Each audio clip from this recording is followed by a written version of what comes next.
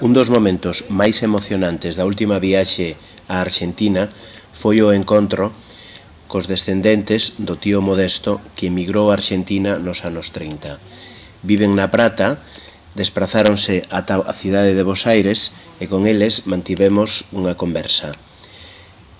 Enrique, Rodrigo e Luciana faláronnos dos diferentes aspectos da política arxentina e tamén da súa visión de Galicia. El Corralito empezó con Cavallo, que el Corralito al principio era, Cavallo que era ministro de Economía de la Rúa, empezó con una disposición por la que no se podía sacar la plata del banco, uno no podía disponer la plata que tenía en la caja de ahorro, en la cuenta corriente, etc. Y después de eso, un mes después, directamente no se podía sacar nada. Y entonces reprogramaron los depósitos. Uno tenía, no sé, 100 pesos de ese momento en el banco y no los podía sacar hasta 2 años siguientes. Y si uno los quería sacar, lo que tenía que hacer era obtener un bono del Estado para que también el vencimiento, no me acuerdo, era 10 años más o menos.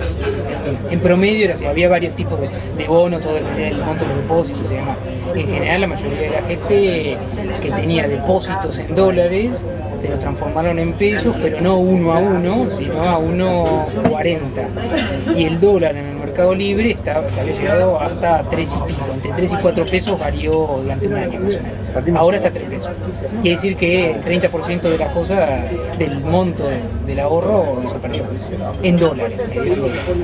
Yo perdí porque tenía depósitos en dólares y me lo especificaron sin preguntarme nada. Voy al banco, no tenía más dólares, y me lo dieron a 1.4 cuando el dólar estaba a 3 y algo. O sea que todos mis ahorros se fueron ahí. Pero lo peor era que uno no podía ni vivir porque tenías que ir al banco a sacar un pedacito, no me dejaban ni mi sueldo, que me lo depositaban en el banco, lo podía sacar. Como no se podía sacar un monto que era 250 pesos por semana, era por caja de ahorro. Entonces todo el mundo lo que hacía era abrir varias cajas de ahorro y transferir la plata entre las cuentas para poder sacar todo lo más rápido posible. Con todo, bueno, y eso implicó que todo el mundo fue al banco y los bancos no están preparados para recibir tanta gente. El tema después del gobierno de la Rúa quedó el bipartidismo clásico de Argentina, quedó muy desarticulado. Con lo cual hoy el único partido que parece tener posibilidades de ganar las elecciones y de gobernar es el Partido Peronista.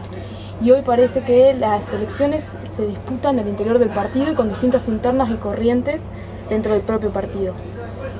Quienes tienen las posibilidades de ser elegidos lo deciden ellos en general. Tienen arraigo social, no es que son un partido desprendido de toda masa social. Es raro, porque en realidad muchos son las mismas personas que estuvieron en el 90. Digamos. No es que han cambiado los personajes, han cambiado el discurso. Cambió el contexto, por eso, digo, hoy el presidente Kirchner era gobernador en la época menemista, apoyando a Menem, apoyando la reforma de la Constitución en el 94 para la reelección de Menem, y hoy tiene un discurso totalmente cambiado. Muchos de los personajes que hoy están en el gabinete nacional eran del clásico peronismo que tanto se critica. Son los mismos que se han ayornado y que se critican a ellos mismos hablando de la década del 90. Y sí, evidentemente tienen un discurso distinto del que había antes, con el tema de derechos humanos fundamentalmente.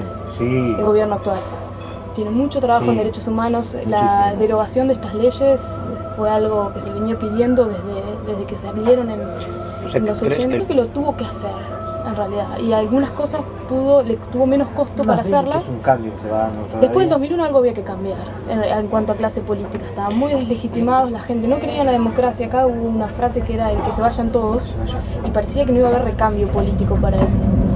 Y había que dar muestras de que se podía cambiar. Y creo que en realidad, siendo no muy optimista, lo hicieron, porque esto también, hicieron lo que menos les costaba.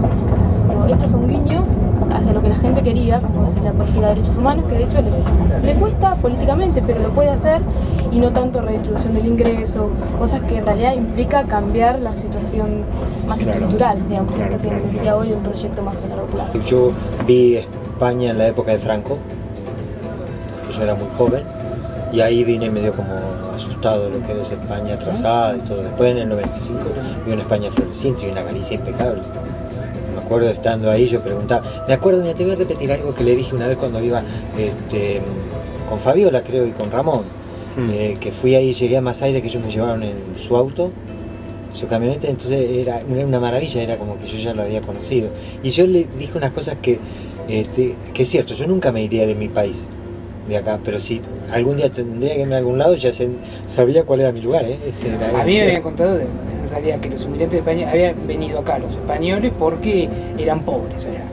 Cuando yo fui, nada que ver, la historia se había dado vuelta. Era un país mucho más desarrollado que Argentina, mucho más organizado, en todo sentido. Todo era mucho más organizado. No me da la sensación de ir al centro del desarrollo. Europa, por lo menos en la época que yo fui en general y España en particular, estaba en muchas mejores condiciones que Argentina, y se veía que la gente también estaba en muchas mejores condiciones, en todo sentido. Cosas que para acá, que acá son difíciles, allá digamos, anda todo perfecto. No sé, digamos, desde el tren que llega en horario, todo está limpio. No, Castro a mí me parece, yo no me lo imaginaba ni que hubiera tantos familiares, eso uno, lo que más me llamó la atención. Que yo no esperaba, en general yo estaba acostumbrado a que toda mi familia vive en la misma ciudad, entonces lo tenían como incorporado al resto como familia. Entonces, en cambio ahí, además de que eran muchos, tenían una sensación que nosotros, yo lo único que sé es que me interesa saber la historia familiar. No sé si por ahí uno es mejor, en una semana yo me enteré de toda la historia. Por ejemplo, conocí la casa donde había nacido, mi abuelo, mi abuela, cosas que ahí yo me di cuenta que era una parte de la historia que me faltaba, ¿no? Yo creo que eso debe ser parte de que, bueno, si vos te cambiás de país y más en esa época que no es tan fácil volver, o las comunicaciones no eran tan fáciles, por ahí uno tiene que cortar con la historia, con el pasado, como para, bueno, tratar de afianzarte, estar en otro país, otra cultura, una realidad totalmente distinta a la que tenían antes. Lo que sabía era que era un pueblo, nada más. Un pueblo del interior, un pueblo rural. Y yo en realidad no me imaginaba que estuviera como entre montañas. Para mí un pueblo de acá está en medio de la pampa. Y después que también yo tenía, por más que sabía que era en España, que ya se habían desarrollado y qué sé yo, me parecía que era un pueblo muy pobre, como los pueblos del interior de la provincia de Buenos Aires acá. Y no, entonces me pareció que era pueblo que era todo. A mí me llamó la atención de todo España, incluso de los pueblitos que eran muy organizados. Entonces, por ejemplo, las casas pintadas. Muy desarrolladas. Sí, tenían todas las comunicaciones, qué sé yo. Primero ya que tenían ruta asfaltada. Acá, en general, la mayoría de los pueblos del interior tienen ruta de tierra. El camino no se puede ir, si llueve, hay que cortar las comunicaciones. Eso me parecía. Y bueno, y aparte la hospitalidad de los que viven ahí, que cualquiera, digamos. En general, justo en esa época había como una especie de discriminación a los argentinos, por lo menos desde acá se nos parecía que los españoles habían empezado a discriminar a los argentinos, y ahí me pareció que no, en realidad. Y que ellos lo que tenían era una visión de los argentinos como antigua, de 50 años atrás, de que todavía era un país riquísimo, que se podía hacer cualquier cosa. Y cuando trajo las fotos y trajo, no sé, de remeras con el dibujo del Castro y cosas así, donde sí empezamos a reconstruir, de hecho, nuestra historia acá en Argentina, que tampoco esto que decía él, de la ausencia de una tradición oral de ir contando ni la venida de nuestros abuelos a Argentina, ni hasta ese momento tenía dimensión de la cantidad de familia que había quedado allá. Y sí, me quedó mucho la sensación de los relatos tanto de mi papá como de Rodrigo, de eso, de una sensación de hospitalidad y de hacerles sentir que eran parte de la familia. Creo que es la curiosidad de ir a conocer, de escuchar esas historias de manera presencial, digamos, de ir a ver los lugares, de conocer los distintos pueblos que han recorrido, más allá del interés de conocer Madrid, Barcelona como grandes ciudades, que también lo tengo.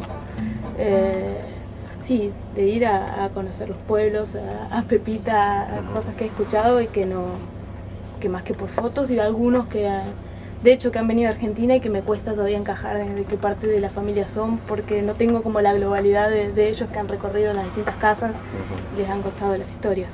Desde ese lado sí surge la curiosidad de ir a conocer.